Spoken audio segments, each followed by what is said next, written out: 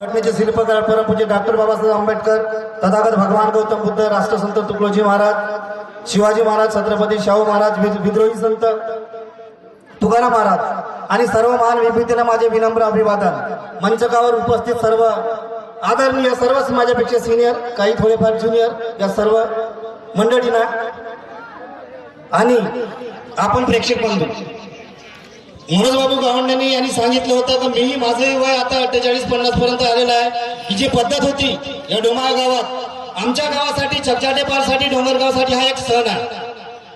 शंकरपट मध्ये लगतच्या काळामध्ये गावंडे बाबूजी मंडई हा शब्द दिलेला होता, बरोबर आहे। या डोमाळ गावामध्ये हा मंडई हा शब्द दिलेला होता, पट हा भरत नव्हता।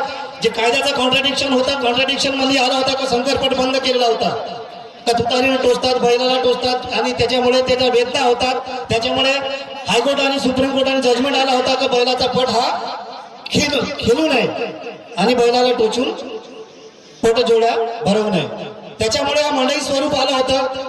मी आनंदाची एक बाब सांगत आहो, या गावाची पद्धत आहे डोमामध्ये, एक वर्षी या मंडळाला, एक वर्षी दुसऱ्या मंडळाला आणि एक वर्षी तिसऱ्या मंडळाला, म्हणजे या गावाची एकात्मता आणि एकता ही कायम राहते।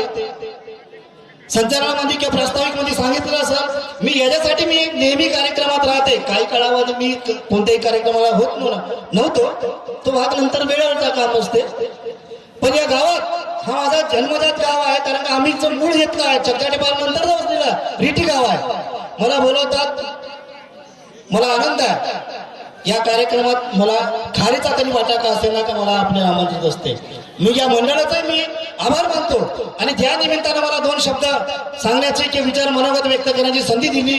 या संचालकाचं आणि या आयोजकाचं मी पुन्हा मनपूर्वक आभार मानतो। मला दोन शब्द ऐकून घेतले प्रेक्षकांनी, त्यांचाही आभार मानतो। माझे मनोगत समाप्त करतो। नाटकाचा आस्वाद घ्यावा अशी सर्वांना नम्र विनंती करतो। जय भीम, जय भारत।